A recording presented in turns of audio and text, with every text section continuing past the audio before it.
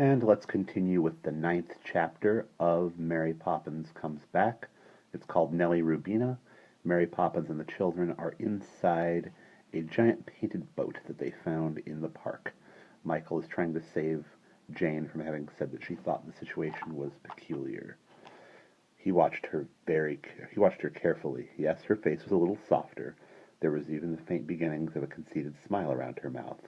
"Humph!" she remarked, and she turned toward the end of the room. "Nellie-Rubina," she called, "where are you? We've arrived." "Coming, coming."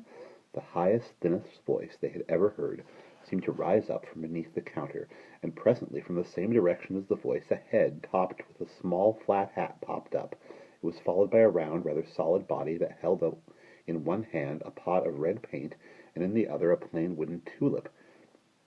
Surely, thought Jane and Michael, this was the strangest person they had ever seen.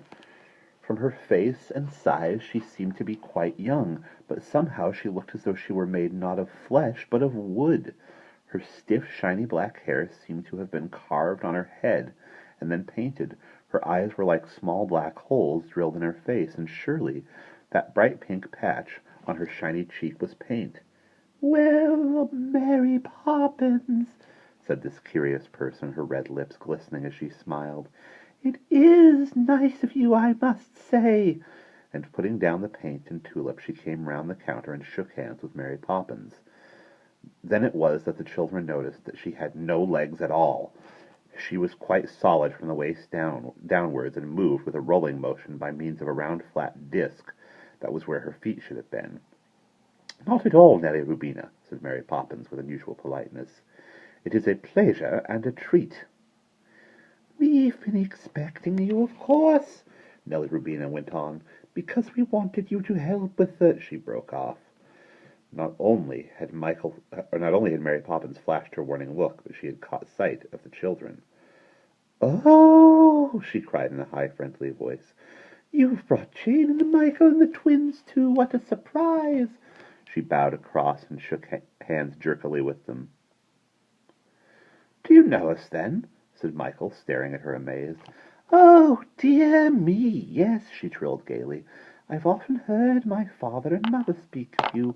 Pleased to make your acquaintance." She laughed and insisted on shaking hands all round again. "I thought, Nellie-Rubina," said Mary Poppins, "that maybe you could spare an ounce of conversations." "Most certainly," said Nellie-Rubina, smiling and rolling toward the counter. "To do anything for you, Miss Poppins, is an honor and a joy."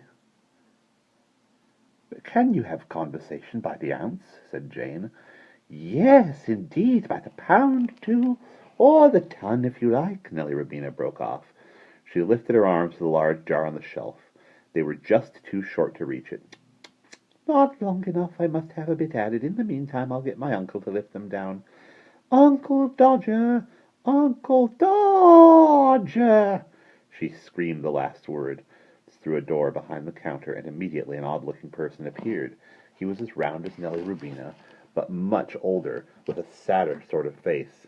He, too, had a little flat hat on his head, and his coat was tightly buttoned across the chest as woodenly as Nellie-Rubina's, and Jane and Michael could see, as his apron swung aside for a moment, that, like his niece, he was solid from the waist downwards. In his hand he carried a wooden cuckoo, half covered with grey paint, and there were splashes of the same paint on his own nose. "You called, my dear?" he asked in a mild, respectful voice. Then he saw Mary Poppins. "Ah, here you are at last, Miss Poppins. Nellie-Rubina will be pleased. She's been expecting you to help us with—" He caught sight of the children and broke off suddenly. "Oh, I beg pardon. I didn't know there was company, my dear. I'll just go and finish this bird." "You will not, Uncle Dodger," said Nellie-Rubina sharply. "I want the conversations lifted down. Will you be so good?"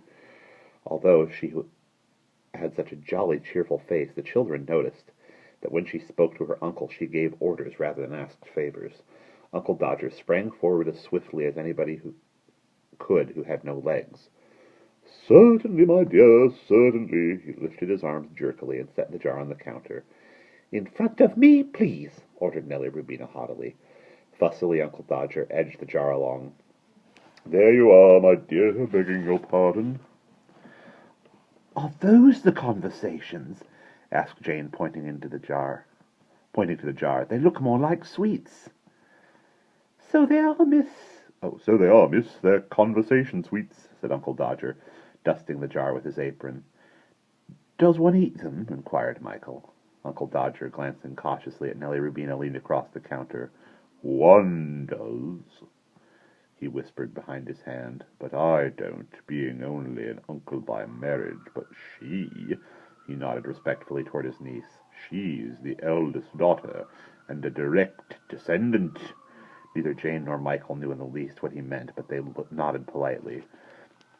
Now, cried Nellie-Rubina gaily as she unscrewed the lid of the jar, who'll choose first? Jane thrust in her hand and brought out a flat, star-shaped sweet, rather like a peppermint. There's writing on it, she exclaimed. Nellie-Rubina shrieked with laughter. Of course there is. It's a conversation. Read it.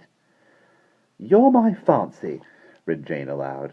How very nice, tickled Nellie-Rubina, pushing the jar toward Michael. He drew out a pink sweet shaped like a shell. I love you, do you love me? He spelled out. Ha ha, that's a good one. Yes, I do.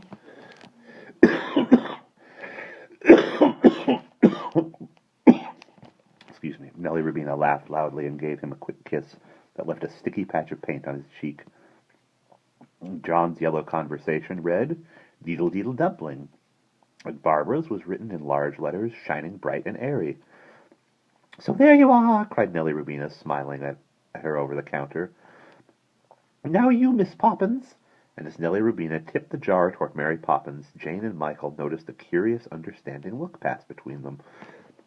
Off came the large woolen glove, and Mary Poppins, shutting her eyes, put in her hand and scrabbled for a moment among the conversations. Then her fingers closed on a white one shaped like a half-moon, and she held it out in front of her. 10 o'clock tonight. 10 o'clock tonight, said Jane, reading the inscription aloud. Uncle Dodger rubbed his hands together. That's right, that's the time when we... Uncle Dodger! Cried Nellie-Rubina in a warning voice. The smile died away from his face, and left it sadder than before. Begging your pardon, my dear, he said humbly. I'm an old man. I'm afraid I sometimes say the wrong thing. Beg pardon. He looked very ashamed of himself, but Jane and Michael could not see that he had done anything very wrong. Well, said Mary Poppins, slipping her conversation carefully into her handbag, if you'll excuse us, Nellie-Rubina, I think we'd better be going. Oh, must you? Nellie-Rubina rolled a little on her disc. It has been such a satisfaction. Still, she glanced out the window. It might snow again and keep you imprisoned here, and you wouldn't like that, would you? She trilled, turning to the children. I would, said Michael stoutly. I would love it. And then perhaps I'd find out what these are for. He pointed to the painted branches, the sheep and the birds and flowers. Those? Oh, those are just decorations, said Nellie-Rubina, airily dismissing them with a jerky wave of her hand. But what do you do with them? Uncle Dodger leaned eagerly across the counter. Well, you see, we take them out and... Uncle Dodger! Nellie-Rubina's dark eyes were snapping dangerously. Oh, dear, there I go again, always speaking out of my turn.